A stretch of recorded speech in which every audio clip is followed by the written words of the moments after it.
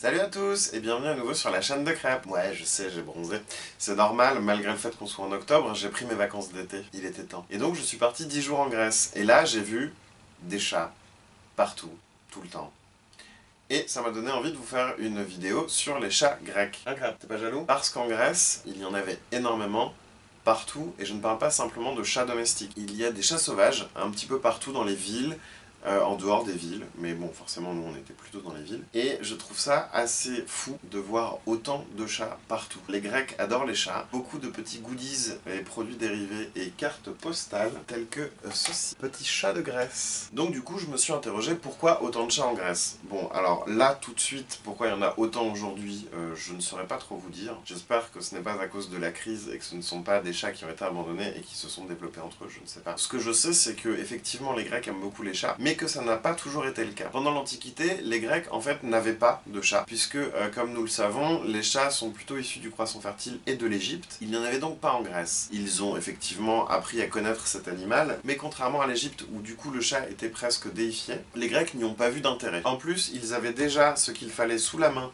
pour s'occuper de préserver leur récolte des rongeurs, puisque les Grecs utilisaient des furets. Les Grecs avaient donc dressé des furets pour attaquer les rongeurs. Le problème du furet, c'est qu'il attaquait aussi par exemple les poules et les animaux de basse-cour, donc ça c'est pas top top top. Mais bon, les Grecs non, ils s'en foutaient, ils avaient pas envie de chat. Peu de temps après, l'Empire romain a commencé à se développer, et les Romains, eux par contre, lorsqu'ils ont fait tous ces échanges avec l'Égypte, ont appris à découvrir le chat, et ont adoré les chats. Ce sont donc les Romains qui ont ramené les chats en Grèce, et en fait qui ont ramené les chats dans pas mal de pays d'Europe lors de leur conquête, puisqu'ils trimballaient leurs chats. Ils aimaient tellement les chats que les légionnaires souvent offraient des chats à leur famille en rentrant de guerre.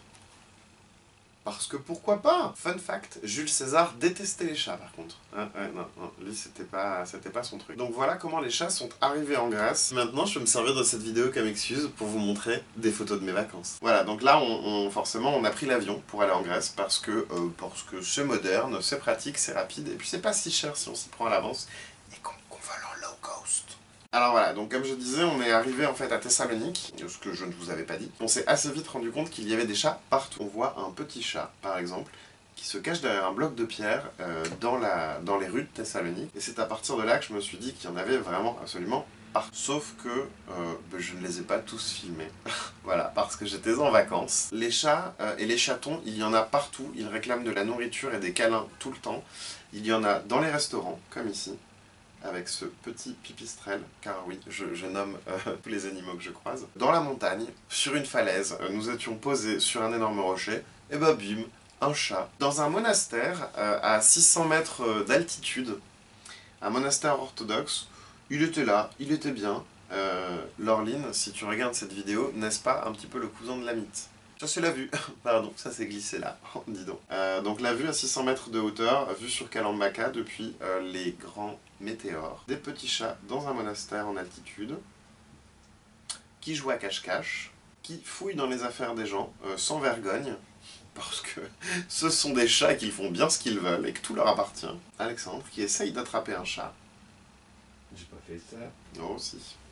Ah, pardon.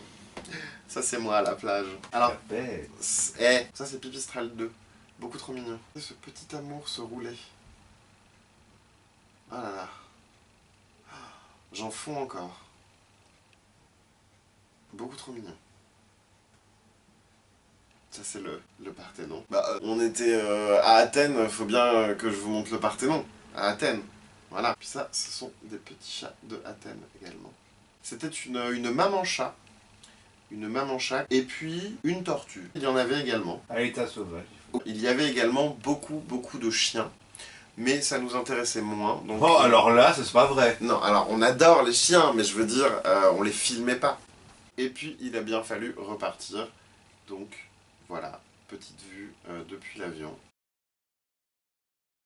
Et voilà, et malheureusement les vacances sont finies et je suis rentré. Mais heureusement, j'ai retrouvé Crêpe. Bon, c'était pas vraiment un vlog, parce que j'avais envie de profiter de mes vacances, mais j'avais aussi envie de partager ça avec vous, surtout vu que la Grèce est un petit peu le pays des chats. J'espère que cette vidéo vous a plu quand même, et puis je vous dis rendez-vous dans 2 semaines pour une nouvelle vidéo. Je vous fais des bisous, et puis n'hésitez pas à commenter, liker, partager, faire toujours comme vous voulez avec cette vidéo. À dans 2 semaines!